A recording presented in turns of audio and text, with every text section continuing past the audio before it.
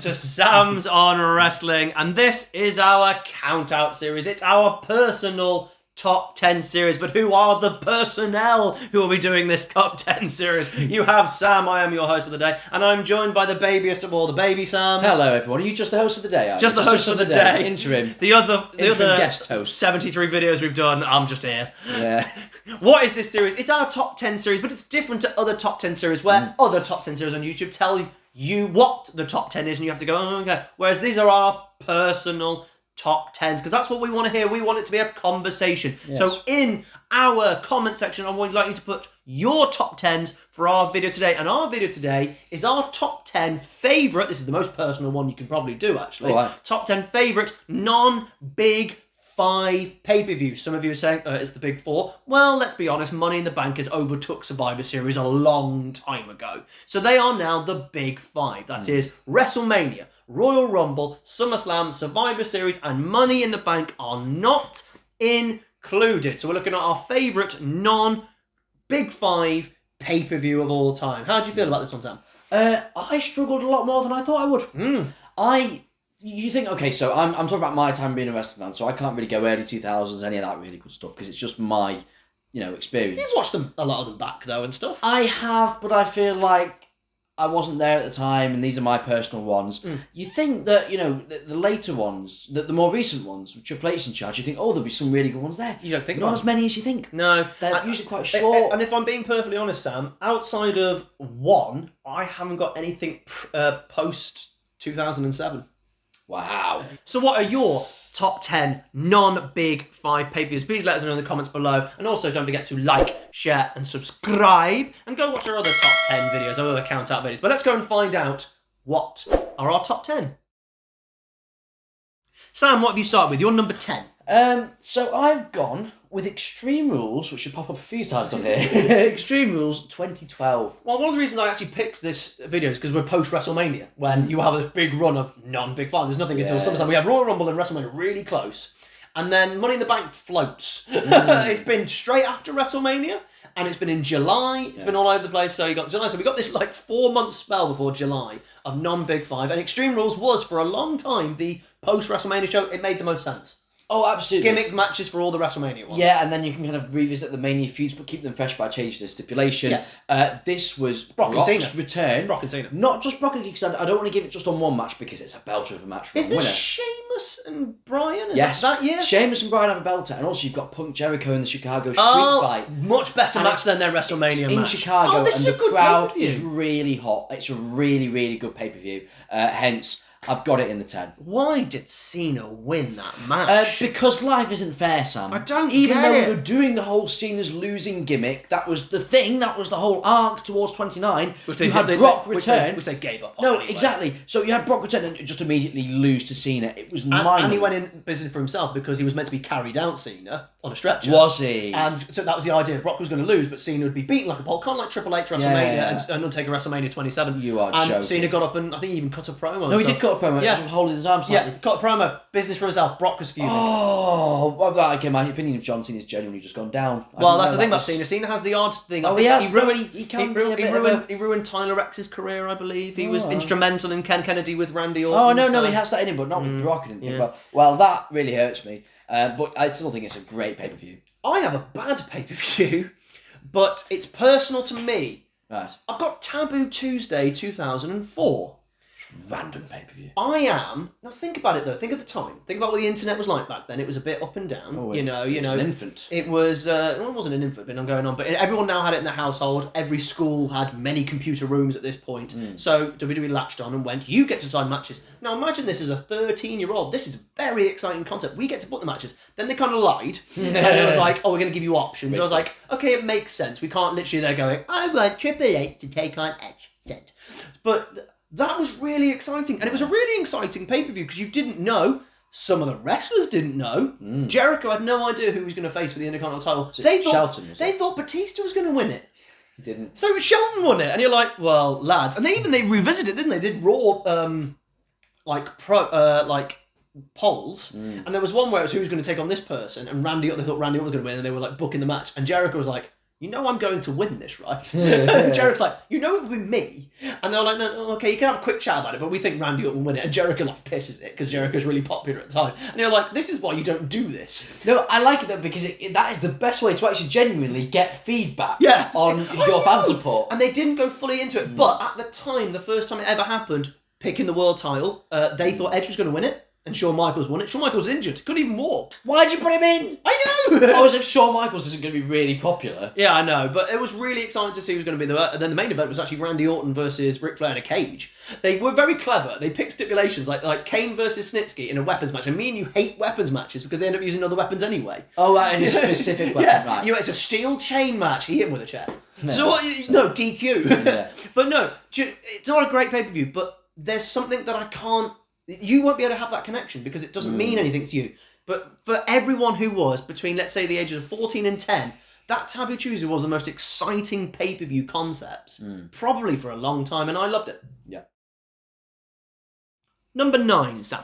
Here we go again with Extreme Rules. It's not going to be just Extreme Rules, but this is the 9 and 10.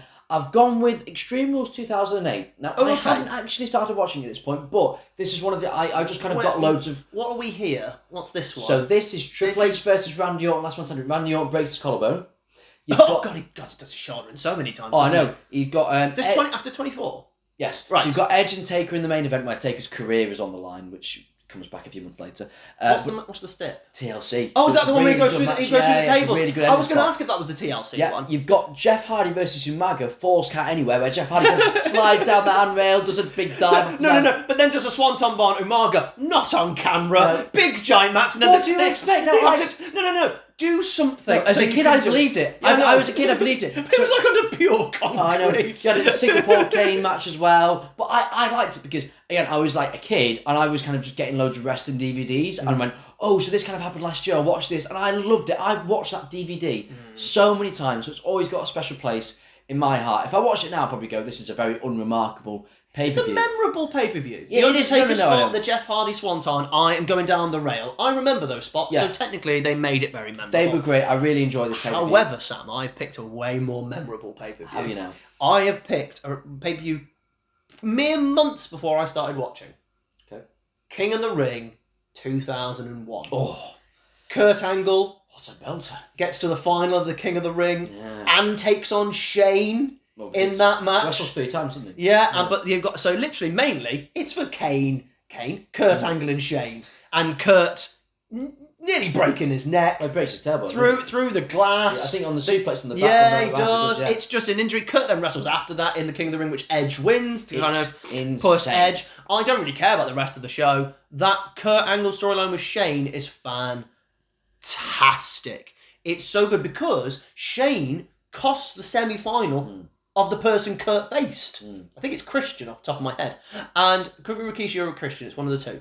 And Shane cost them the match, so Kurt has to wrestle again.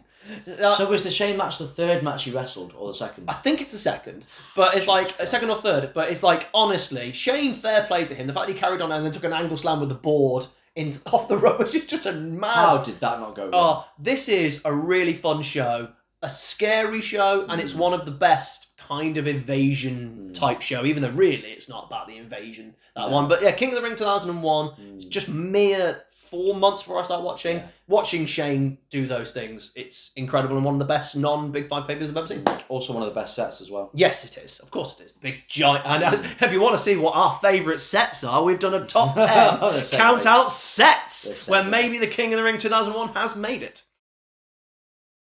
Sam, number 8. Can I do number 8 first? Of course you can. Because I've just done King of the Ring 2001. I'm still at King of the Ring. You know. But I'm now in our 2-match card now. I've got 3. I'm now only talking about 2. It's King of the Ring 1998, Sam. You can't not include it if you've watched it, because if you watched it, even if the rest of the show is meh, Ken Shamrock wins the King of the Ring. Who cares? It's really boring. Undertaker, Mick Foley, Hell in a Cell, and then Kane, Stone Cold, First Blood. Somehow Undertaker and Mick Foley get involved. I don't care what happened in the rest of the show. I know that's mad to go, well, it's the whole pay-per-view. But I've rewatched that pay-per-view more than any other pay-per-view outside of, I think, let's take out the WrestleManias. But if it's just on these big 5 pay-per-views, this is the ones I've probably watched the most. Yeah, I completely can see that. I forgot that was King of the Ring, but it was King of the Ring. King of the Ring. Sometimes you just got to go because there's one or two unbelievable things. And you they keep get revisiting, on there. They get on there. Yeah. So no, I completely get that. I can't not watch that match. Yeah. And I've watched it on the full pay-per-view to kind of feel the experience of Yes. it. And I always forget that Mankind gets involved in the main event. How is he How is he doing that? Yeah, how does that character not turn babyface? Yeah, I don't know. From that. How was he allowed to go out? 1998 was a different time. Sam, what was your number 8? I've gone something a bit more mellow. No Mercy 2017. What in the hell is... Oh, is that the triple threat with Styles, Cena and Ambrose? No. That is John Cena versus Roman Reigns on this random... Oh, that one after Cena destroyed him in a promo. Decimated him. Oh, yes. Yeah, that was actually a pretty good match, but it's more the story going into it because Cena eviscerated him. We were all delighted at the time. We needed it. It was one of the most important moments in modern wrestling history. People go, it really is like, no. Cena said what we were all saying about Roman. And it didn't affect him for 2 years. And we're like, this is really important. You are literally now saying on telly what we're saying. Yeah. It was really important. It was very important. I think it did start a chain reaction. And also, you've got Braun and Brock in the main event. Oh, yeah. And it's also easy to forget how over Braun was. I know. Put him over. No, I know. So in my mind... Braun was the hottest star on the roster that year. Yeah. Braun should have absolutely won the title that year, then and then. But... this is why it ranks lower because you've got two really big matches like that. SummerSlam or Mania level matches just on this random B-show card. But for me, both matches the wrong winner won, ultimately. It was more so the main event. Yeah, it felt like a big card for a small card. And the build to these matches were really big as well. Can I tell you much else of what goes on? No. I know that The Miz will be on there doing something with the IC title. It's those two matches, but those two are blockbuster matches. They had just finished doing Raw and SmackDown exclusive, hadn't they? Because the year before they started doing them, and they immediately went, yeah, let's stop doing that. I think this is still Raw exclusive. Yeah, but it was SmackDown exclusive the year before. Oh no, they'd switched it. Had they switched it? They'd switched it. I think they're about to stop doing the... They never worked.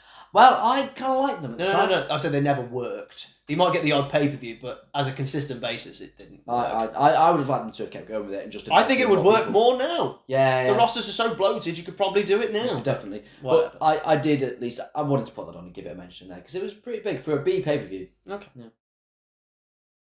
Sam, number 7, I think I've already mentioned, haven't I? Go on. For you? Oh, for me. Oh, yes, for me. Have you looked at my list, Samuel? No, you said it. I'm just assuming it's I said later, now. but it's now.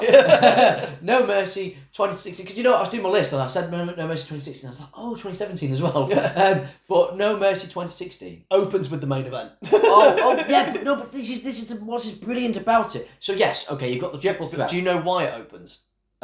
Yes, because Cena has to be somewhere, doesn't he? No, presidential debate, wasn't it? I think it was a sports match on that they were trying to get people to watch this before they turned over to the I thought there was sporting a debate event. going on. No, that's what I heard. They literally they put them on first because they wanted everyone to watch that because everyone was going to stop watching, and they did. It's a shame because the main event doesn't get talked about enough. The main event, Miz and Dolph Ziggler. Miz and Dolph. It's when Dolph Ziggler... Oh, and Dolph is actually, for the first time, probably ever, actually has a character we actually want to get behind genuinely. Yeah. Not in 2012. People don't know we liked him in 2012 because he'd done such good work, he was good in the ring. This was actually a character that we wanted to get behind. It was good. Yeah, the Spirit Squad stuff, and it was his career was on the line as well. So. If you want to see us talk about the Spirit Squad, we might be doing it very soon on the Power Rankings. Might have even come out. Who knows, Sam? You're welcome for the setup there.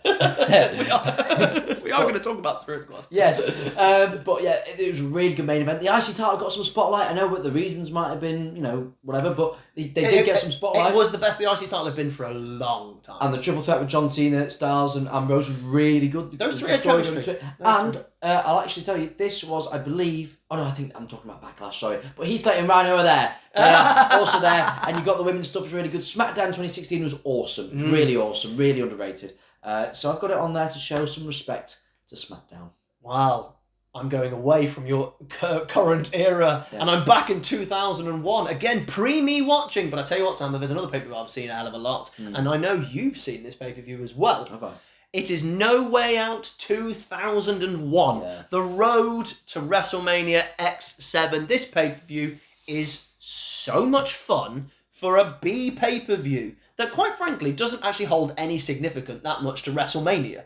If you think about it, Rock winning the title is about it, but there's the 3 stages of hell. Triple H, Stone Cold, what a match. Now, don't get me wrong, the commentators ruin it in terms of the first two falls, because they're like, this is the wrestling match. Triple H is the better wrestler. He's going to win the wrestling fall. So you're like, nonsense, Stone Cold is a better brawler. He'll win the hardcore. And you're like, well, we can just turn that round. And there you go. You're like, what do you mean? Triple H beat Foley last year. He's one of the most hardcore wrestlers. Stupid. But Angle Rock have a great main event that Earl Hebner tries to ruin. But you've also got a triple threat tag team tables match. Yes. Honestly, I'm surprised you've got it this low. Because if I was saying it from my time... Out of my era, yeah. I watched 7 months later is when I start watching. So it's on repeat viewing, so it's kind of the enjoyment of it. But I do really enjoy the show. But genuinely, even if I did it on which one do I enjoy the most, this is 7. I actually have the next 6. I definitely enjoyed more.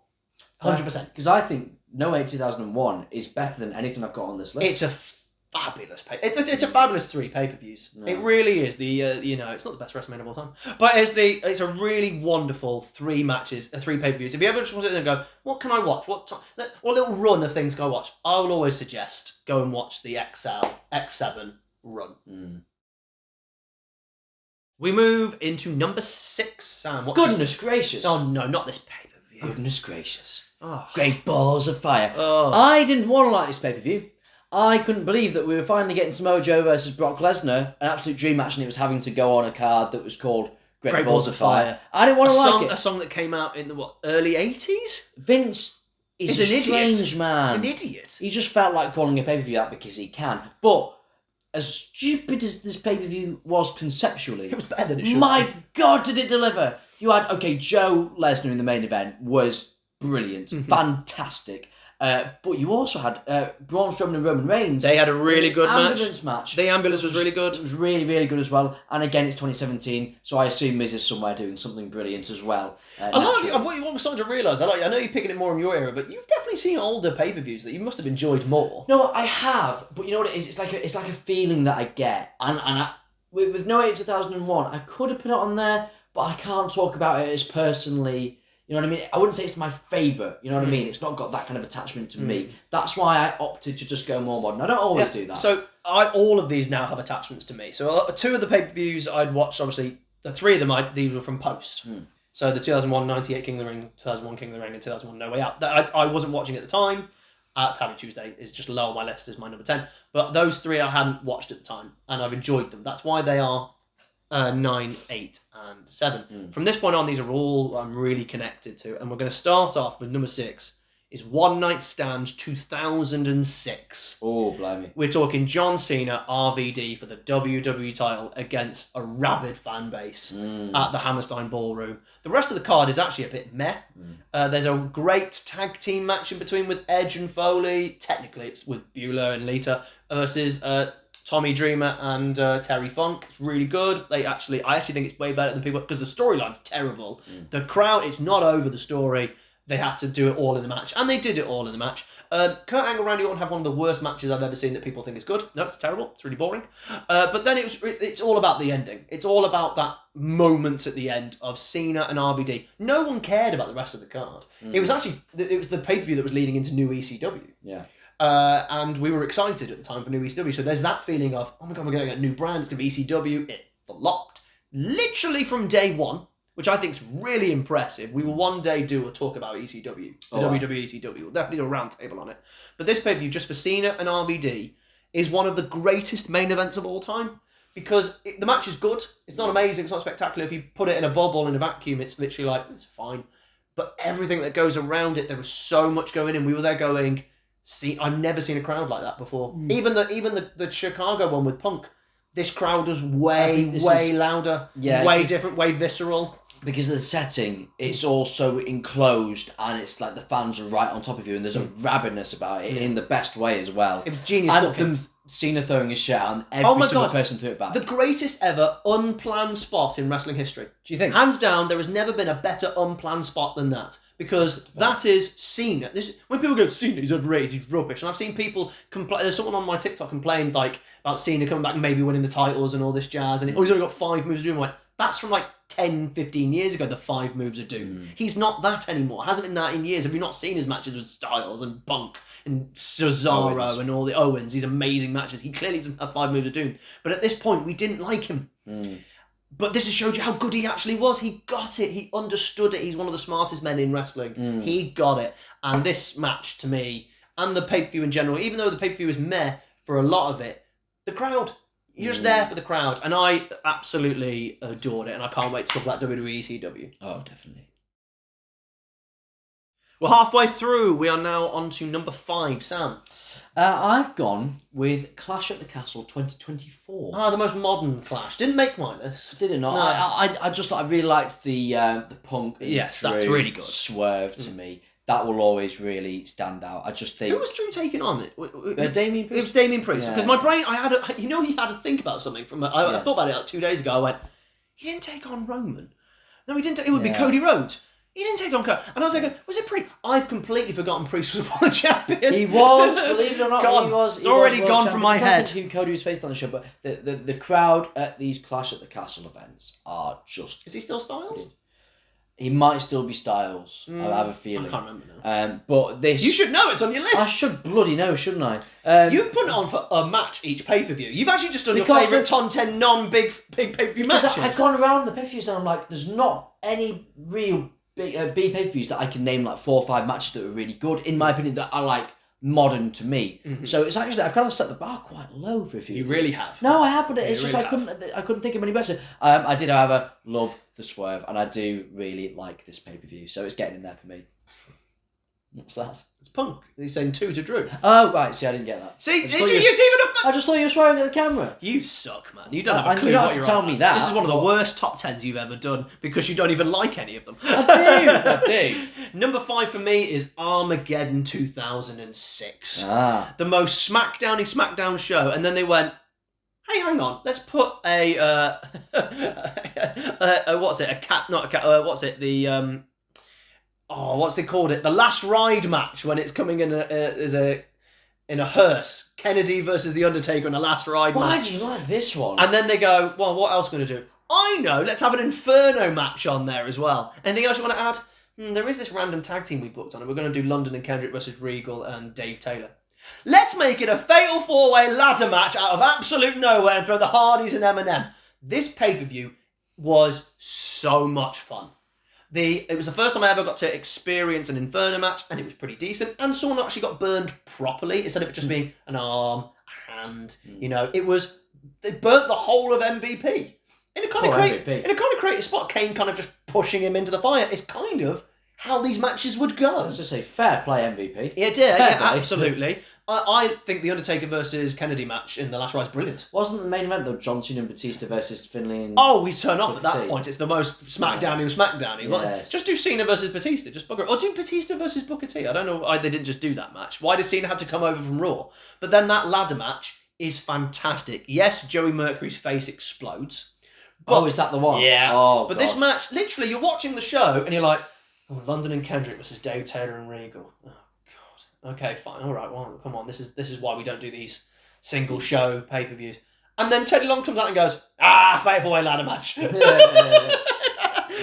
the Hardys. And everyone's like, yeah, this is so much better. It's a really entertaining show. Just loads of gimmicks. You know me, I like gimmicks. The gimmicks all make sense as well. And the ladder matches, just let's make it more fun. And yeah, Batista and John Cena get to tag, whatever, who cares. I think it's a really, really fun show that got funner during the show as well. Okay. We move into number 4. Sam. Extreme Rules is back. Hello, Extreme Rules. It's not from 2016, 17, 18 region, is it? For God's It's 2016. sake. Wrestling was so bad. Hey, Extreme Rules 2016. Let me run you through what happens. You've got Roman Reigns versus AJ Styles in the main event. Yes, it's AJ. Seth, It's AJ proving to Vince that he's brilliant. Seth returns. As well. That's the Seth return. Is that Seth's return? Yeah. Oh, God. And you've also got Kevin Owens, Sami Zayn, Cesaro, and The Miz in a fatal four-way. That fatal match, 4-way. that Oh my match. God, that fatal 4-way is So phenomenal. your apology is not accepted because this is a barnstormer. It's absolutely beautiful. What a match as well. Better than the Mania that had just come.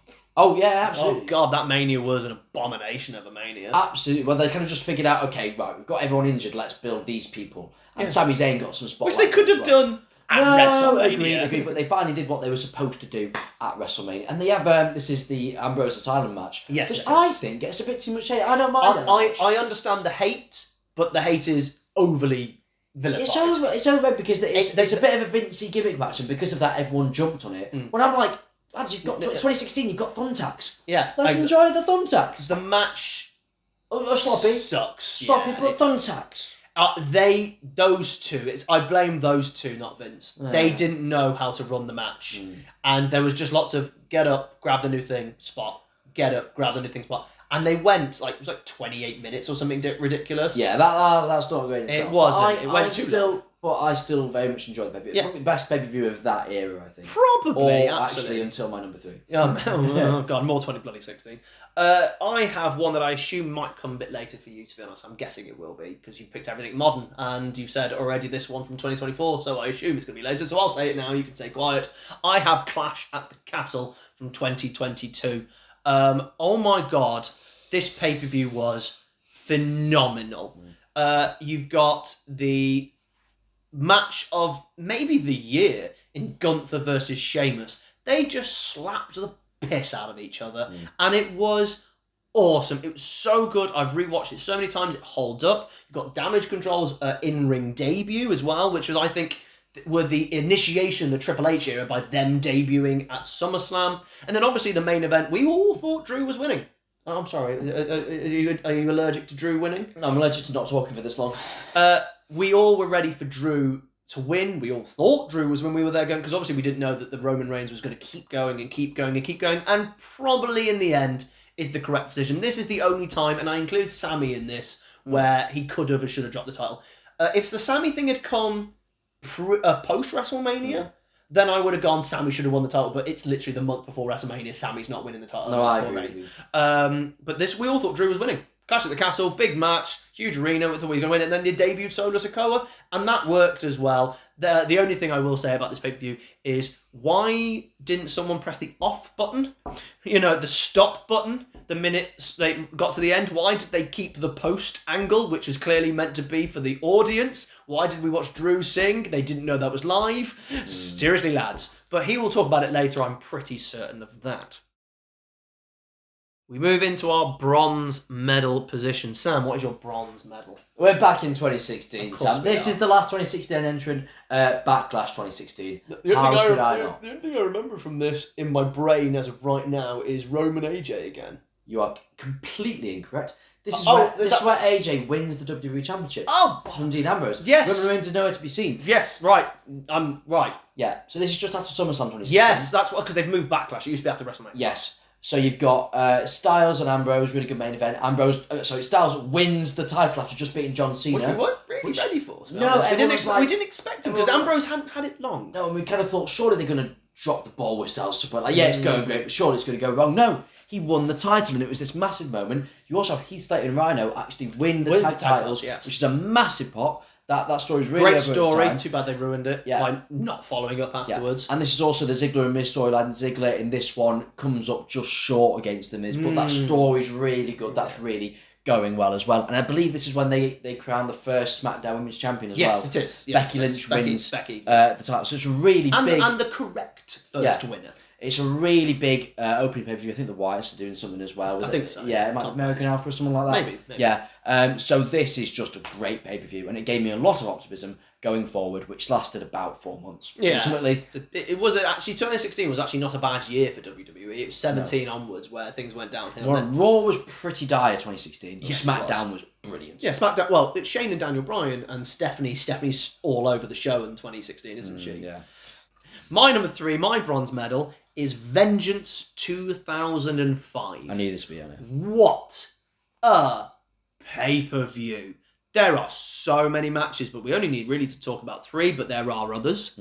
You've got Cena, Jericho, and Christian have a great triple threat match, and sadly is the end of Christian's run. Because Christian went, well, you're clearly not trusting me. You can't even let me have a one-on-one match with you. You have to put Jericho in to be more star power because I'm not believable enough. And off he goes to TNA for us to review TNA every single week. How many segues have you got into this? So many! I've done really well. We're going to be reviewing TNA, the Kurt Angle initial run in TNA. We'll get to watch a bit of Christian. It'd be great. But then we've also got Kurt Angle, Shawn Michaels in the rematch.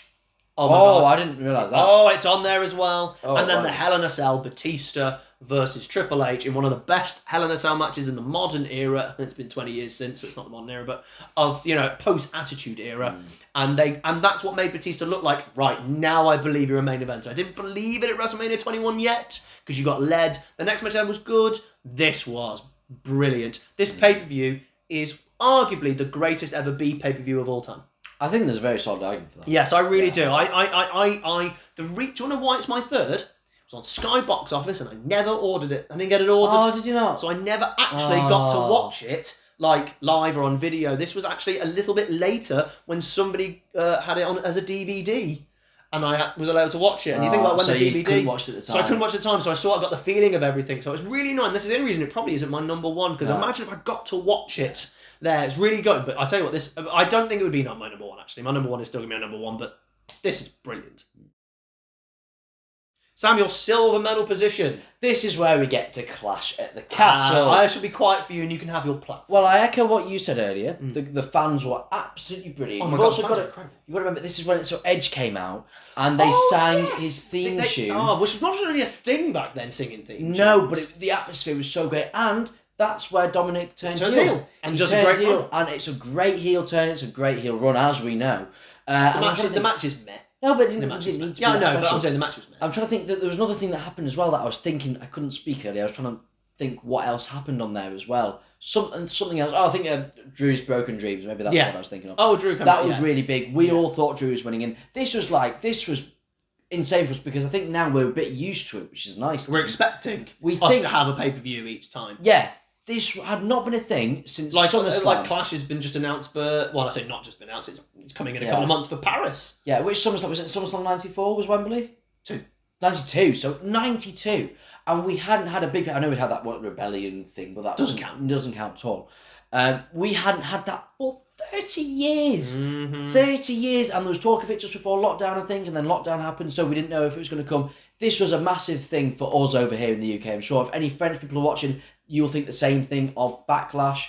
When that was Backlash, in Paris, when that came, that was a massive... Australia Elimination Chamber. Yeah, that was all that. So and this was really big. Germany, Bash in Berlin. This was kind of the start of it. Yeah, and then Triple H clearly went, these guys are better than our guys. Our guys see wrestling too much. And if you oversubscribe, you don't get the same reaction. You come to us and we see you on the European tour, which isn't the same. You might get a Raw or SmackDown. Give us a pay-per-view that matters, and you charge a lot, and people go, oh, it's really bad. A, it fills, but B, if you charge a lot, you're going to get fans who are going to make the most of being there. That's the problem. That's the thing that people don't realise when you charge a lot of money.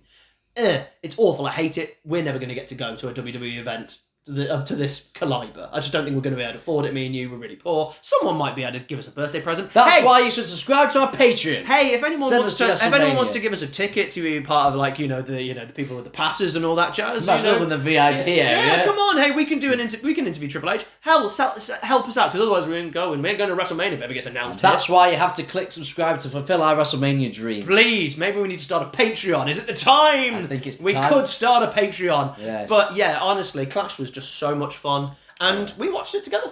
Oh, we did. We watched it together in here. Yeah, we did. Yeah, in this room. We went and we thought Drew was winning. We couldn't believe he lost. We were really into that match. Shocked he lost. I was gutted. Like I'd watched my football team lose a cup final, and it's rare that it felt like that. It's rare. It's like once every 10 years that happens to me in wrestling. I never get that hooked and invested emotionally. Cody at 39.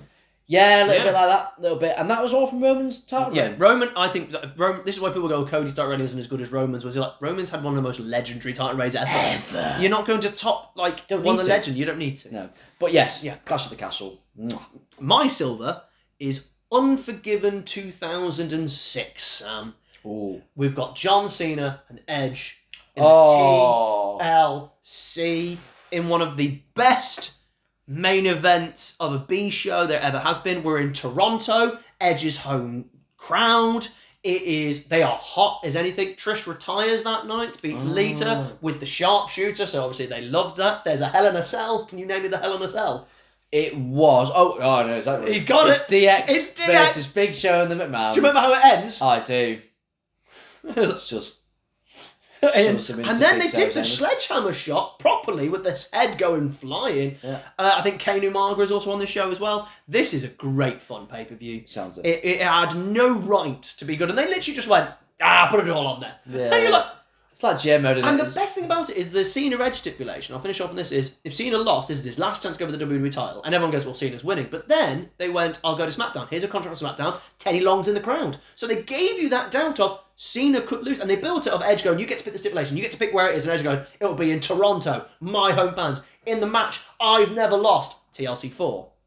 You lost. He didn't get pinned. Benoit and Jericho won that match. Just throwing that out there. You lost TLC 4. But in a match, I've never lost. Singles match, maybe. And you're there going, that's great. His match, his title, his stipulation, his crowd.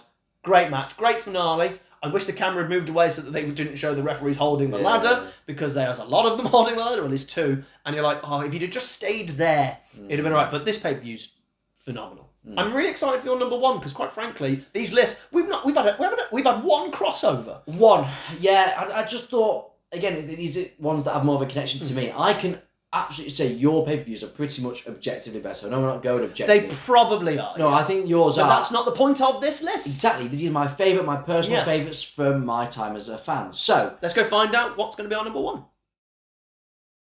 Samuel Gold medal position. What have you gone with? I'm trying to work out. Let me have a think. I generally haven't seen. Have a think in my brain. Yeah. What? So you are going to be post 2016. I assume. Yeah.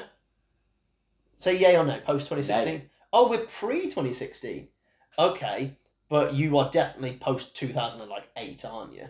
Yes. So where have you gone? I don't think there's any Extreme Rules in there. It's not Extreme Rules. Maybe a TLC pay-per-view. I don't know, Sam. I don't know where you've gone. Where have you gone? So you were talking about Edge. Yes. Moments ago. I've gone No Way Out 2009. Oh, the Elimination Chamber, of course. That should be on my list, of course. This is just Of course, because I didn't watch it at the time. I'd already... That's what it is. Yes, this is great. As I was just starting, this, I knew all the rest, I knew all the storylines. I was even into the Mike Knox, Rey Mysterio stuff. I loved everything. That actually was fun. Yeah, but I think people think, because Mike Knox was great. But I loved it. So... It's just brilliant. It's brilliant. And this is what really introduced me to Edge as like this dastardly heel. Like, I hate him so much. If you don't know what Edge is like and you're showing someone for the first time, this pay-per-view will do it. That's Edge. That is Edge in a nutshell. So, you're going to do Why didn't Jeff win that title that night?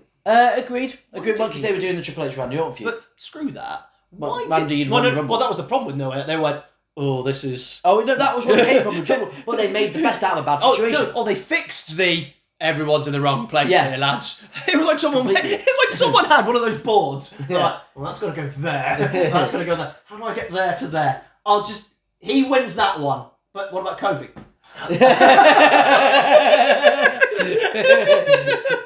I would love to have seen that board meeting, because I think it would have pretty much gone spot on like that. That has been completely. Go Kofi. Hit him with a chair. Have him lying on the steps. Can't someone just open his pod and go, out you come, Edge? You're like a toddler. Come on, out you come. No, Sam, because he walked in with gumption. You're saying the idea if you look like you own the place, exactly. No one's gonna have a go at you for nicking it, right? Well, I'll also say Vicky Guerrero was SmackDown GM. She had some power, But regardless, we're getting off topic. This was genius. It was smart heel stuff. Quiet, you. It was smart heel shenanigans. You've got Cena gets eliminated like fourth to last. So everyone's like, we're definitely going to have a new champion. Edge gets eliminated first in his match. He gets hit with 3 finishing moves in Edge's face as of shock. And they're going, that's how much we believe Cena's going to kick out everything. Oh, absolutely. And he didn't. And Edge sold it perfectly, because he's probably got the best facial expressions There is in wrestling. one of the best spots in the Elimination Chamber is Ray's running at Edge, and Edge throws him over his head into the glass. Yeah. Those two's chemistry should have had pay-per-view matches. Don't understand why they didn't. They had one of the Rumble 2008 from what I remember. I think that's the only one they've had one-on-one. 2008 Rumble for the world title, and Edge won. That's the only one. But this, you have a think. This was such a good pay-per-view because that great final two. You got Triple H and Undertaker and Jeff Hardy as the final three in the WWE Championship one. They weren't, trust me. I got Randy and Jeff that night, don't you, as well? Yeah. You had those three in the final three as well. You had Edge being eliminated straight away. You also had Randy versus Shane just in there, which is not amazing, but it's a big storyline. That is one of the... It just killed Randy Orton's momentum because it's like, Shane, where did he go? Where did he go with his terrible little punches? Yeah. It's an awful idea. But he punched him at the end, The correct booking decision, but in terms of the way they led the match, Randy Orton should have killed him within 4 minutes. Yes. But it was a great pay-per-view and a fantastic way to sell WrestleMania 25. And I loved it as a kid. Too bad WrestleMania 25 was meh. I loved it as a kid. What do you reckon my number one is? It's gotta be. I think it's gonna be from the SmackDown era of 02. I'm wrong. Is it gonna be a Raw 03 thing? Because I know you like your Bischoff stuff. I've already named one of their other variations of this show. Can you give me roughly a time period? 2005. Interesting. I think it's not gonna be the February one. Oh, is it? It's not one New Year's resolution, is it? Nope. No. It's not Raw. Go for it. What is it? It's not SmackDown. Oh. ECW. It's the one night stand from 2005. Now, let's get a few things clear about this. I started watching end of 2001. I didn't know what ECW was. Didn't know. 13 years old, like, what's ECW? Not really looked it up. Never saw any videos of it. Never saw clips. I think I saw mentions during the invasion. I'm like, okay, whatever. Didn't have a clue. Heard mentions of this was an ECW alum. Didn't know what that meant. This show was my introduction to ECW. The crowd... At that point for me is the greatest crowd I've ever seen in a wrestling. I didn't know what to think. 13-year-old, I'm like, I didn't need the wrestling going on. I was just watching this sheer amazement of a crowd. So for every single person who entrance, I'd either not seen them or I'd never seen them in that sort of guise. So the first person I see is Chris Jericho. And I'm like, oh, is he in ECW? Lionheart Jericho takes on Lance Storm in a really solid match, which ends for some reason in a single case. It's meant to be Lance Storm's last match, and you're like, couldn't you have just won it clean? Why did it need a screw finish? And then you've got, obviously, in the main event's good fun. You've got JBL is actually on commentary on the DVD extras, going, this is your main event? Tommy Dreamer's your main event? Wasn't he drunk the entire thing? Absolutely wasted. Yeah. But the main event was great. Get me a beer! Get me a... Stone Cold's here wearing an XFL jersey. It was the most fun I'd ever had watching a wrestling pay-per-view at that point. And it looked like it was absolute bedlam and chaos and fun to make. And sometimes that really shines through and you just go, wow. I cannot believe Vince let it happen. Yeah. They let it happen in the right arena with the same setup as ECW. It was like 4 cameras with the wrestlers with their correct entrances, apart from Eddie Guerrero and WWE people. Rey Mysterio, they don't do the 619. Don't do it, Rey. Stop it. He does it the next year. Rey, stop it. He'll never learn. He never learns. It's the only time Rey ever turned heel. You'll never learn. Honestly, it's the most fun I've ever had, and I don't think you'll ever be able to recapture that magic of a show like that, because it's a moment in time within a moment in time. And when you've done that, it's lightning bolt. It's RVD's idea. Was it? And RVD went, can I do this? And because the ECW DVD had sold gangbusters. That's what had happened. And RVD went, why don't we do a reunion show? And you think to yourself, a reunion show, oh, it only ended 4 years ago. And everyone looks like they've aged 15 years. How have you done that? ECW, this is what happens when you do garbage wrestling. You're going to age 15 years. Yeah. But they got so many people back. Did you hear about what had happened 2 days prior? No. They, I think it's Shane Douglas, had put on House of Hardcore or whatever his name was, Hardcore Homecoming, I think his name was, and he literally did an ECW reunion show 2 days prior. With who? The people who didn't turn up and some people who did. Sabu was in both. Sabu did both. Terry Funk went to that instead of the WWE, and then he did an interview going, I should have took the money. Yes, you should have, Terry. Show as well. You should have, Terry. Well, he thought that this was going to be a more... he didn't think WWE were going to do it properly, and he thought it was going to be disrespectful, and the Hardcore was going to be the one, and it sucked. It's one of the worst shows ever. Everyone looks awful, and then obviously this one's brilliant, because everyone got a really small amount of time. And that was the Dudley's last WWE match for like 10 years. Wow. They got released like 5 months later, or a couple of months later, you're going, put them on the ECW show, lads.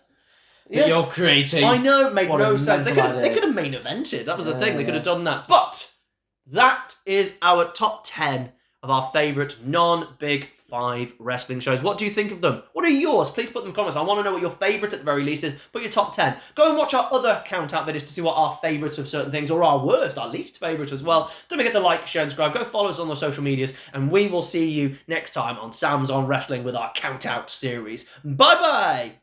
2016. Good grief. Hey, good year when you think about it in retrospect.